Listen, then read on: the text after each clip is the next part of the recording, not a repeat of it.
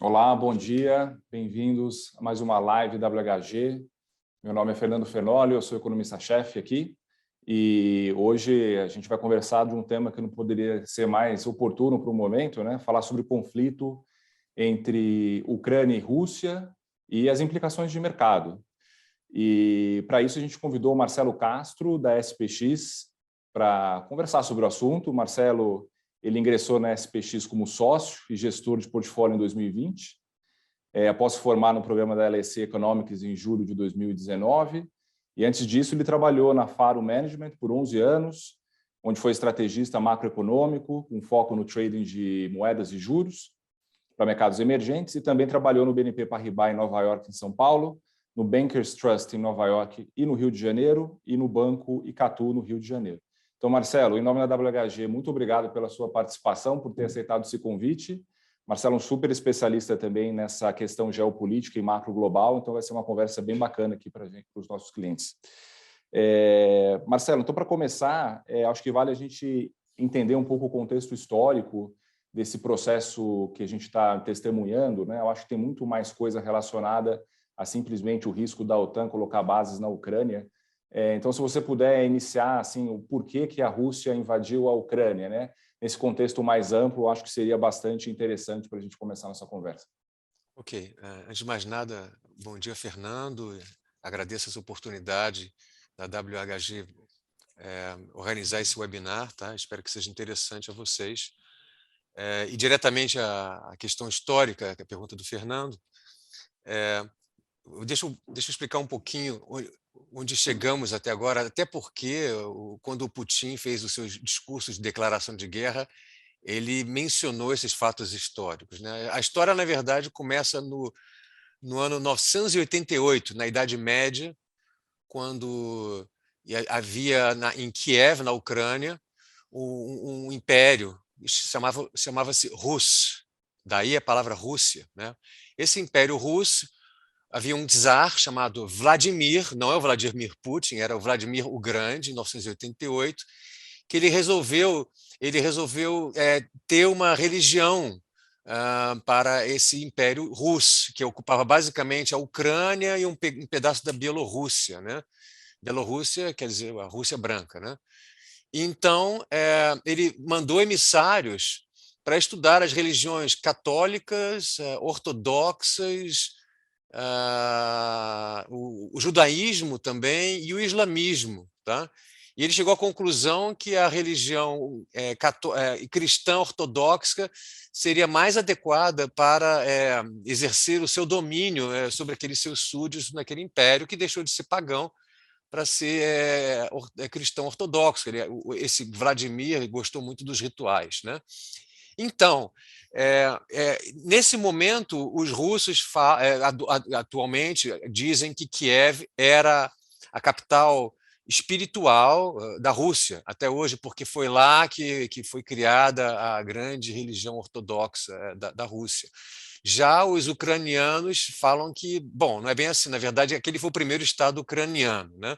Bom, o ponto é que a Ucrânia começou a fazer parte do Império Russo no século XVII, no século XVIII realmente fez parte integrante. E aí, na Primeira Guerra Mundial, né, com essa Primeira Guerra Mundial, os alemães precisavam evitar a guerra em dois frontes, então eles fomentaram uma guerra civil no Império Russo, mandando Lenin, que estava então em exílio na Suíça, né? Então eles basicamente contrabandearam o Lenin via trem e mandaram lá para o Império Russo, achando que ele faria uma revolução comunista e com isso terminaria a guerra. E de fato aconteceu isso, e o Lenin tomou o poder e acabou com o Império Russo, e imediatamente procurou a paz com os alemães, que foi o Acordo de Brest-Litovsk, um acordo que aconteceu no meio da Primeira Guerra Mundial. E esse acordo, no início, os alemães e os russos estavam muito amigáveis, né? Você tem uma foto, você vai na internet, já viu a foto do Trotsky lá com os alemães confraternizando. Só que quando eles foram ver nas entrelinhas, o acordo era ultra draconiano contra os russos.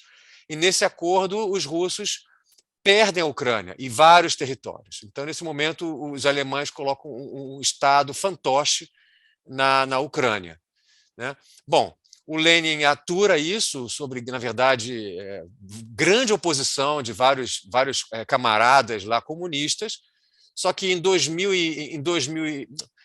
1918, 1919, o então comissário Stalin organiza a Armada Vermelha, e essa Armada Vermelha, em 1921, 22, reconquista a Ucrânia, né? Ou seja, na verdade, reconquista a Ucrânia e marcha sobre Kiev na famosa Cavalaria Vermelha, que foi objeto de um romance até do Isaac Babel, um escritor russo que era de Odessa, né? Então, na verdade, a Ucrânia ficou parte da União Soviética, mas parte dos acordos que existiam desde Brest-Litovsk, todas as repúblicas soviéticas eram autônomas, né? Elas tinham uma certa independência. Quando acabou a Guerra Fria e a União Soviética perdeu, houve um referendo na Ucrânia e em outros países que decidiram sair da União Soviética. Então, naquele momento, a Ucrânia adquiriu a independência. Em 1990 também houve conversas entre pessoas, assim, James Baker e outros americanos com o Shevardnadze e com o Gorbachev, e eles garantiram que a OTAN jamais estenderia além da Alemanha do Leste. E com isso, segundo a versão do Putin, com isso a União Soviética então aceitou que a Alemanha fosse unificada e evitasse uma guerra. Só que, na verdade, isso não aconteceu, né? A OTAN continuou estendendo para os países bálticos, para a Polônia, para a Hungria, e o Putin sempre ficou uma fera com isso, sempre achou isso, na verdade, uma agressão. Então, agora, nesse momento, ele achou que esse processo agora da Ucrânia ascender a OTAN era demais, e ele resolveu fazer a guerra. Então, o motivo da guerra, há duas explicações para o estado das coisas atualmente. Um deles é que, na verdade, ele se sentiu agredido com a OTAN muito próximo da Rússia, e ele se sentiu traído pela hipocrisia do Ocidente, que prometeu uma coisa e não fez, e com isso ele tem a sua causas belli, né? A sua causa de guerra. Já outra visão é que, na verdade, ele na verdade ele tem esse aspecto romântico, sonhador, de voltar à Rússia czarista, né? E na verdade, ele acredita que a Ucrânia é parte integrante da Rússia e que Kiev é sua capital espiritual, então ele tem essa visão romântica, né? Eu acho mais a segunda. Eu acho que, de fato, a OTAN era um pretexto. Na verdade, ele queria porque ele acha que realmente a Ucrânia é parte integrante da Rússia. E se você pode até fazer a experiência, o ouvinte, se você pergunta um russo que você conhece qual é a diferença entre um russo e um ucraniano, eles vão dizer nenhuma. Essa eles vão dizer. Eu já fiz essa experiência várias vezes. Não tem nenhuma diferença, Marcelo, entre um russo e um ucraniano. Essa é quando você pergunta para o russo, tá? Se você pergunta para o ucraniano, não. Mas se pergunta para o russo, é o que eles falam. Então, assim, eu só diria, desculpa essa introdução, mas acho importante a gente entender a razão histórica, que, na verdade, tem consequências para o mercado, né? Ou seja, porque se realmente o Putin só não quer a OTAN, é muito mais fácil chegar num acordo se de fato o que ele quer é que realmente a Ucrânia seja parte integrante da esfera de influência da Rússia. Não, eu acho super importante, porque a gente sempre pensa o que vem pela frente, né? A invasão já aconteceu, quais são os cenários daqui para frente? A gente traça 3 aqui na WHG. Você tem o cenário 1, que talvez seja o que o mercado trabalha hoje, em que a Rússia, o objetivo dele é realmente derrubar o atual governo e colocar um novo governo alinhado com Moscou, e daí você realmente enterra qualquer chance da Ucrânia ter bases militares da OTAN no país. Tá, eu acho que esse é o primeiro cenário. O segundo cenário é um pouco pior que esse, porque a Ucrânia é um país geograficamente grande, não é pequenininho, não é a Geórgia, né? É um país grande, 40 milhões de habitantes, muitos ucranianos não se sentem russos, então pode ter em algum momento uma resistência muito grande. é uma coisa, uma batalha de guerrilha, e daí você precisa realmente de uma ocupação e que você gasta tempo, tem o custo político, o custo econômico, e pode levar até, no limite, uma balcanização da Ucrânia, né? Você acaba dividindo a Ucrânia em várias republiquetas para você ter um pouco mais de comando. Eu acho que esse seria um cenário alternativo ao cenário básico. E o terceiro cenário, que eu acho que ainda é de remota possibilidade, mas dado o seu comentário, pode vir a acontecer, mas com uma baixíssima probabilidade, é realmente a Rússia querer criar essa nova União Soviética, vamos dizer, e começar a buscar estados que antes faziam parte da União Soviética, que hoje são independentes, como Letônia e Estônia, só que esses países já são bases da OTAN.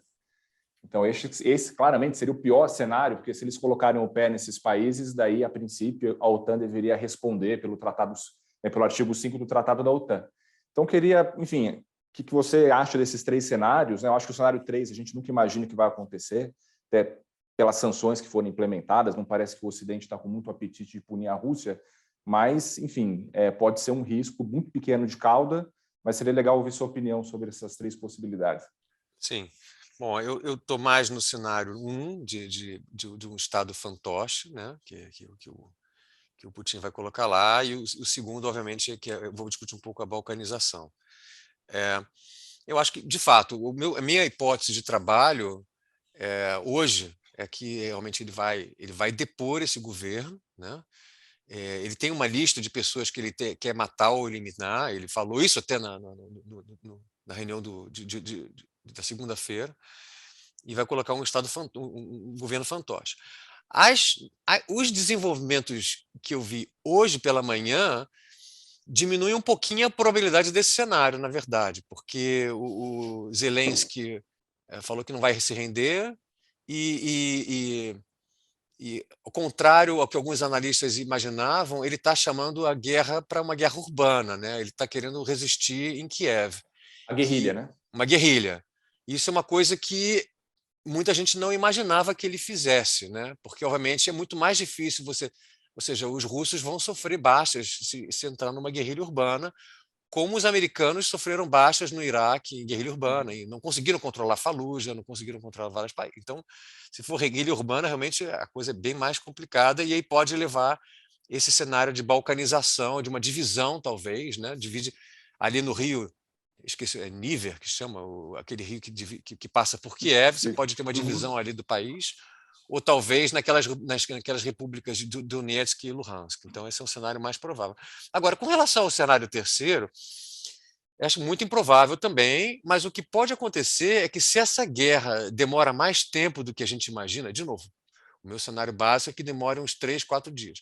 Mas se isso demora durante, sei lá, um mês, aí coisas que você não imagina que aconteçam começam a acontecer, né? Ou seja, você pode ter ucraniano que mora na Polônia resolvendo participar do conflito, e aí esse cara também tem passaporte polonês já, ou você pode ter uma consternação na Europa sobre o que está acontecendo, sobre o carnificina, ou seja, você começa a ter você pode ter talvez demonstrações anti-guerra na Bielorrússia, que já teve problema, né, social ano passado.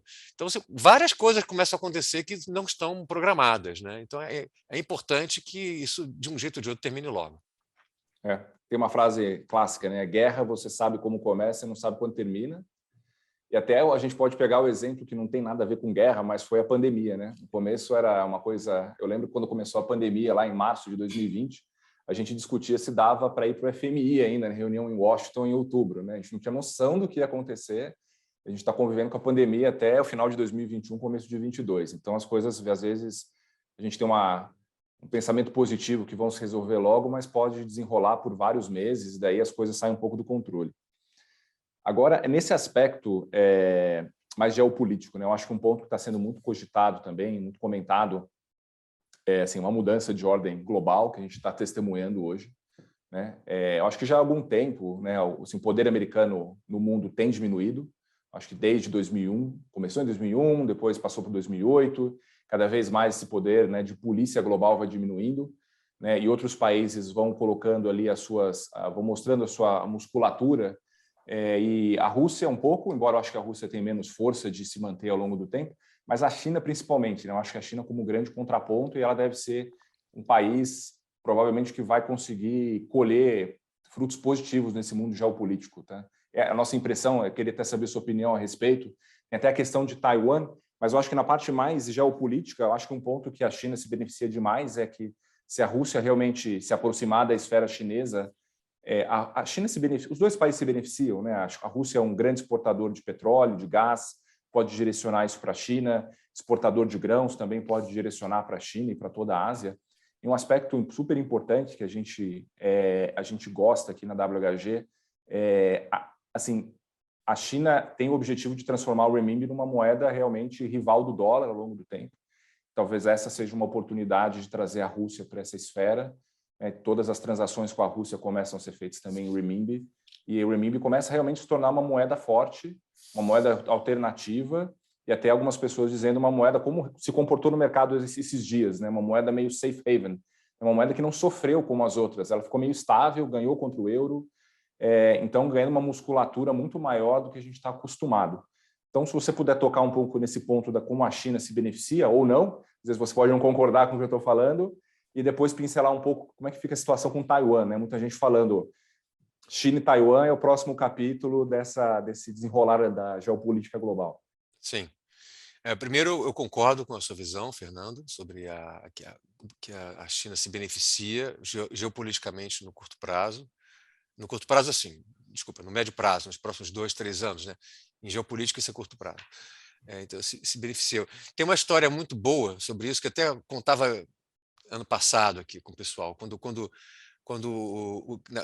ano passado e retrasado, quando o Trump colocou sanções na China de tecnologia, tem uma história muito boa do Truman com Oppenheimer, em 1945, quando eles estouraram a bomba atômica, né? O Oppenheimer era um cara que tinha passado comunista, né? O Oppenheimer foi o criador da bomba atômica, foi o gerente do projeto que criou a bomba atômica, né? O Projeto Manhattan.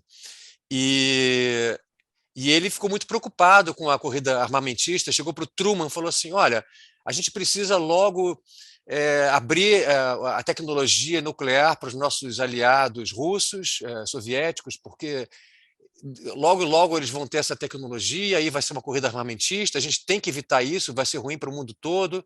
Então, a melhor coisa que a gente faz agora é dar logo a tecnologia para eles e fazer um tratado nuclear, para evitar isso. Aí o Truman pergunta para o Oppenheimer, Robert, quando você acha que os russos vão vão estourar uma bomba nuclear, vão ter essa tecnologia? Aí o Oppenheimer falou assim, puxa, eu não sei, 10 anos talvez, né? Aí o Robert fala, eu tenho a resposta, nunca, né? E acho que demorou, eu não tenho exatamente a data, acho que demorou 3 anos. Tá? Ou seja, foi muito mais rápido. Então, acho que a China é a mesma coisa. Você acha, não, transistores jamais serão capazes de chegar onde os Estados Unidos estão, afinal de contas, é uma tecnologia muito difícil.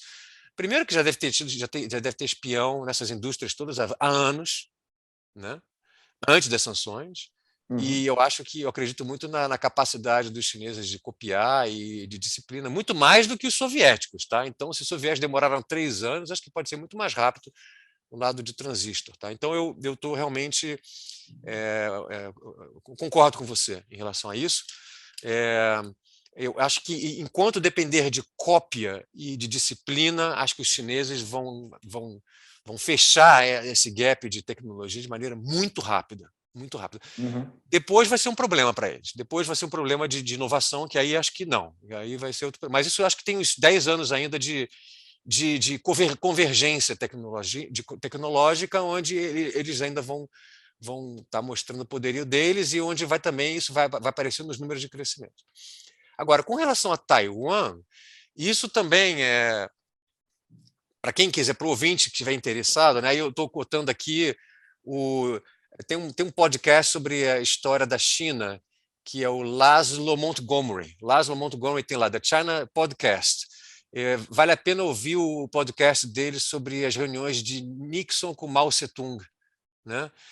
e lá ele deixa claramente nos documentos secretos em que Taiwan é reconhecido como parte da China pelos Estados Unidos. É reconhecido. Depois houve a Declaração de Xangai, que é uma declaração pública, você pode dar uma googlada, vai lá, Declaração de Xangai, onde eles falam: não existe duas Chinas, não existe dois sistemas, e a gente reconhece só uma China, que é a China mainland, tá? Agora, a única coisa que nessa declaração tem que ser uma unificação pacífica das partes, tá? Então, acho que, primeiro, isso mostra que os Estados Unidos reconhecem que Taiwan é parte da China, né? Então, em termos legais e internacionais, acho que é muito claro que Taiwan vai ser parte da China. E eu acho que a nossa visão aqui na SPX é que, depois do Congresso do Politburo, que deve, em outubro, que deve anunciar a reeleição do Xi Jinping para mais um termo, as coisas vão ficar muito mais agressivas para o lado de Taiwan. Sim. Tá, entendi. E deixa eu puxar um pouco para o lado de mercado, né? As implicações econômicas. Eu acho que tem dois, assim, tem um cenário para a gente que é mais claro, que bem, o gênio já saiu da lâmpada, né? A crise já está instalada, é uma questão só da magnitude do impacto, né? Mas eu acho que pelo menos a conclusão inicial é que o preço de commodity vai ser mais alto.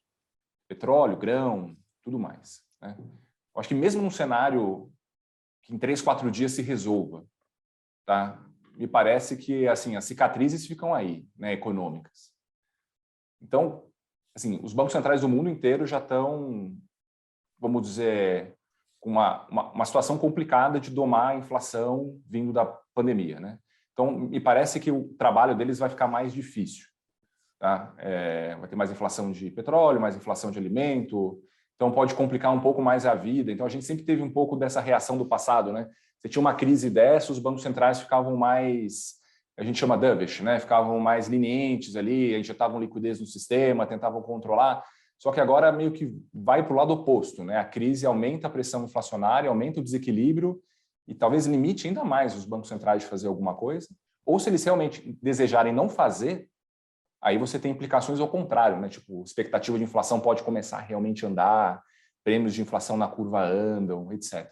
Então, acho que essa é uma repercussão que a gente está vendo, queria saber a sua opinião. E uma outra também, que eu acho que foi um gráfico que circulou bastante, a gente até colocou no nosso Twitter, colocou para cliente, é que se você olhar historicamente, toda vez que você tem eventos de conflito, o momento que acontece a invasão, as bolsas tocam o mínimo, e daí ali para frente a bolsa só sobe, né? E foi assim, nos últimos 10 ou 15 eventos de conflito, o low da bolsa foi o momento da invasão. Tem muita gente, agora é hora de comprar bolsa porque a Rússia invadiu, então vamos comprar bolsa porque historicamente funcionou. Você acha que esse playbook ele se repete agora ou a história é diferente? Ok. A primeira pergunta é mais fácil, se eu começar com ela. Então. Sim, eu concordo com a visão do cenário de commodities, né? Bom, primeiro, petróleo. Ontem saíram as sanções do Biden e, para minha surpresa, não houve sanção nenhuma no lado da energia, né? Que eu acho uma coisa que deveria haver. Ontem o Brent estava acima de $100 e o contrato do Ural, que é o da Rússia, estava a $80, ou seja, um desconto de 20% que a Rússia estava vendendo petróleo. Hoje já está em 98 contra 93, ou seja, caiu muito porque realmente não houve nenhuma sanção no lado de energia. Com isso, então, limita um pouco a alta do preço do petróleo, mas eu acho que no médio prazo a tendência é realmente o Ocidente se depender menos do petróleo da Rússia. Então, acho que isso vai ser um fator agora sempre limitante de produção de petróleo, que deve pressionar, deve continuar pressionando o petróleo. No curto prazo, nós da SPX achamos que vai ter acordo com o Irã, e isso vai ter, ou seja, o Irã tem acumulado muito estoque de petróleo, mais a produção de mais uns 700 mil barris por dia, então isso deve desafogar um pouco o mercado se tiver esse acordo com o Irã, que agora o fator geopolítico com a Ucrânia ainda assim, tem até mais, assim, aumenta o interesse do americano para fazer esse acordo. Então, com petróleo, acho que a direção é para cima, porém, que no curto prazo talvez tenha adquirido uma certa estabilidade. No lado de grãos, a Ucrânia é responsável por 30% da produção de trigo e 20% de milho. Eu acho que não. Eu acho que no mundo, não tenho certeza, mas ou na Europa. Eu sei que é muito grande, muito grande. Então vai ter pressão. Eu acho que é na Europa, não pode ser no mundo. Acho que é na Europa É também. na Europa, é na Europa.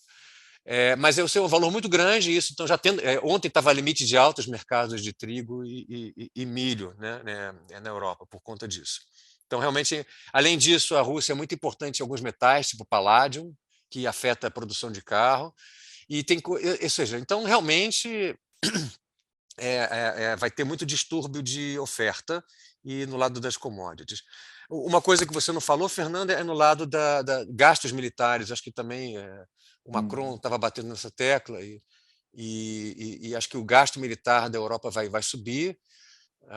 Talvez isso aumente a despesa em gastos militares no médio prazo, nos próximos anos, em 1% do PIB. Então, acho que é um gasto relevante na Europa, que isso também pode aumentar também a demanda. Como é que os bancos centrais reagem a isso?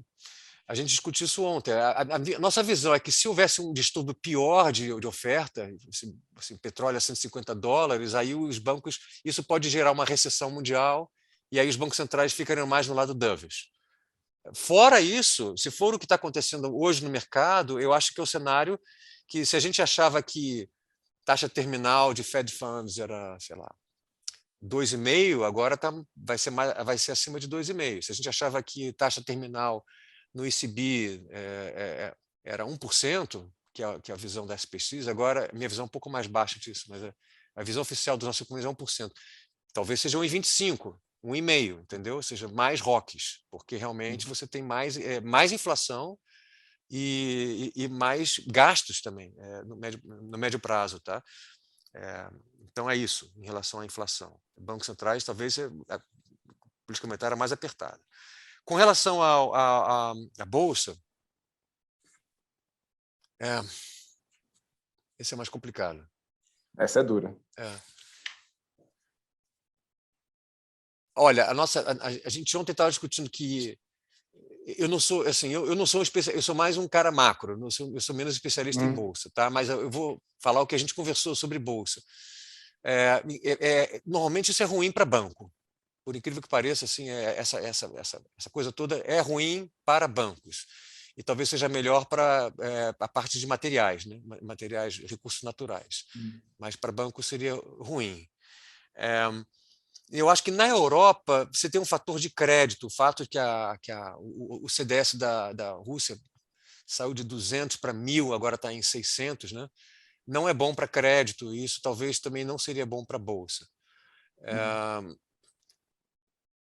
Mas eu acho que assim, se for de novo um evento muito específico de Ucrânia com Rússia, eu acho que isso no médio prazo não afeta o crescimento global, não afeta não afeta muito o que vai acontecer de bancos centrais, acho que talvez 25, 50 mais, mas não afeta muito mais. Então, acho que não vai afetar a tendência das bolsas. Essa é a minha visão. Seja lá qual for a tendência, acho que a tendência é que mantém. Não acho que afeta. Mesmo num cenário em que a coisa fique assim, se prolongue no estilo da balcanização da Ucrânia, eu acho que tem um cenário que se resolve mais rápido, né? Agora, se realmente for para um cenário de guerrilha, você acha que muda muito o cenário? Ou não, é parecido? Eu acho que o cenário, de novo, de guerrilha vai ser mais sanção contra a Rússia. De novo, depende muito do que eles fizerem em sanção em termos de energia. Tá? Se não tiver sanção no setor da energia, eu acho que não altera, seja lá qual for, o cenário que a gente tinha para a Bolsa em janeiro. Eu acho que é isso. Tá? E pelo jeito, acho que a estratégia do Ocidente é não aumentar ainda mais os distúrbios do lado da oferta de energia. Uhum. Uhum. A Rússia é uma economia do tamanho da Espanha. A Ucrânia é uma economia de PIB de 150 bilhões de dólares. Eu acho que o estado do Rio de Janeiro deve ter é maior que isso. Então, acho que não é suficiente para alterar a tendência de bolsa. Agora, se realmente houver um envolvimento aí, dos países bálticos, eu diria assim, seu cenário 1 e 2, eu acho, assim, botando um pouco na reta, não afeta Uhum. muito a tendência de médio prazo da bolsa. Tá. Se for um cenário que começa a ter um envolvimento maior da Europa, aí não, claro, aí pega. Aí muda o cenário, né? Aí muda o cenário. Vocês gostam de renminbi? Eu gosto muito de renminbi. Eu tenho bastante. Eu acho que quando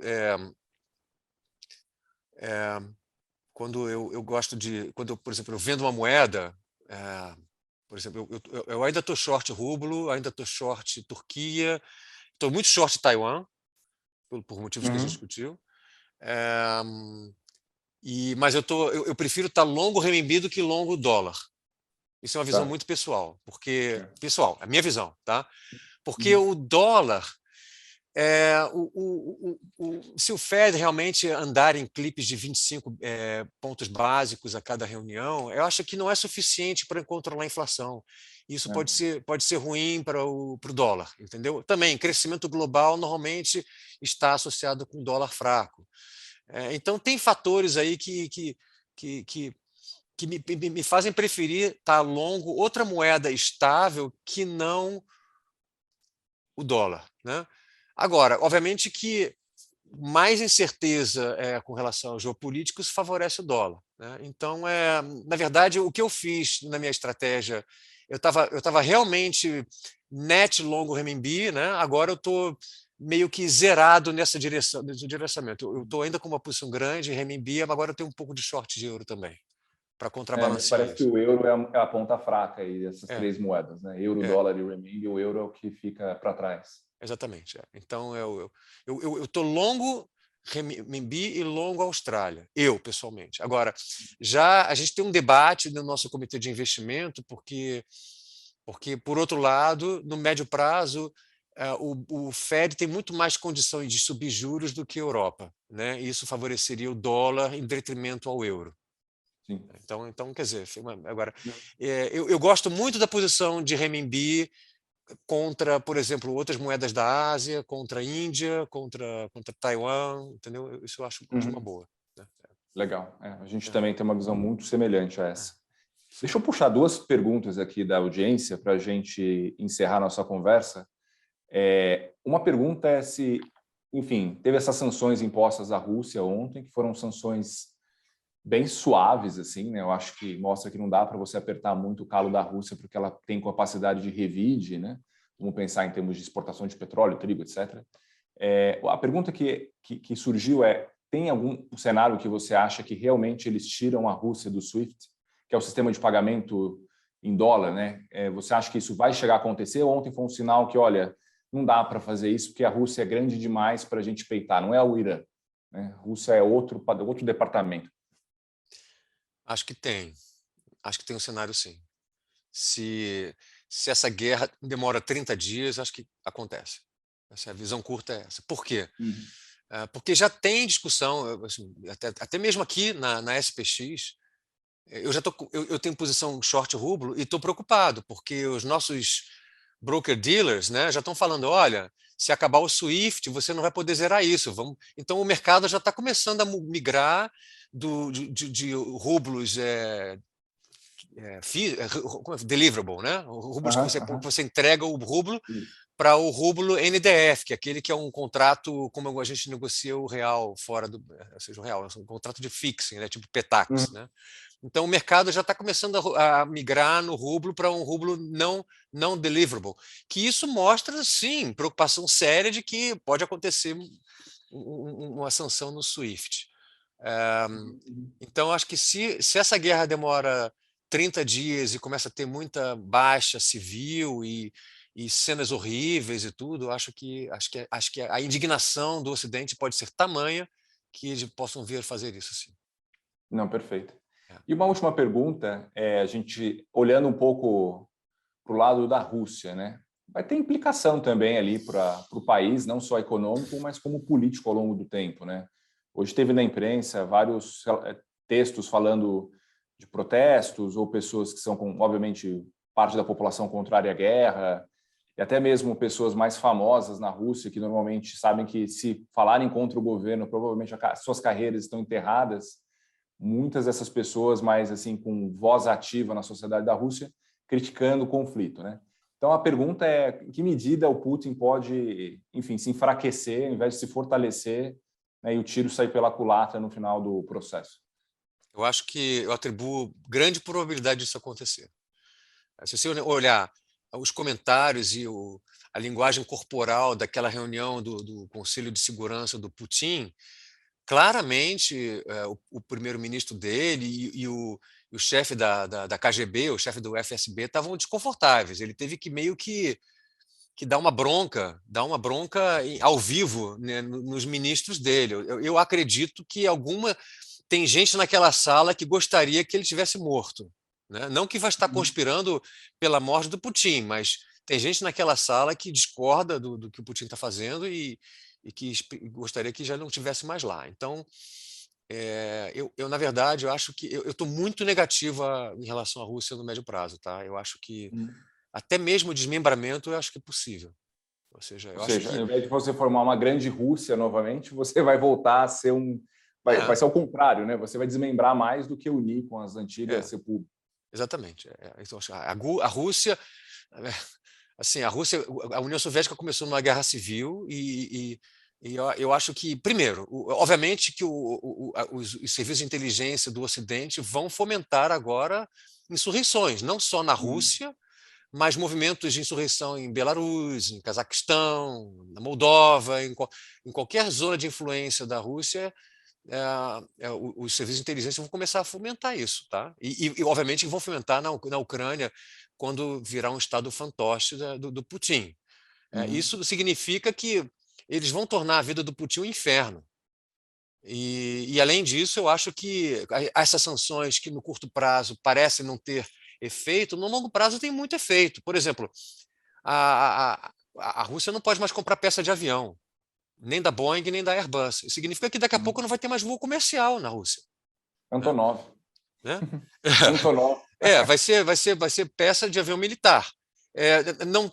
A Rússia não consegue mais comprar materiais, bens de capital para exploração de gás e petróleo. Eles precisam disso, sabe? A gente viu na Venezuela o que acontece quando a PDVSA não pôde mais comprar grid lá, plataforma, né?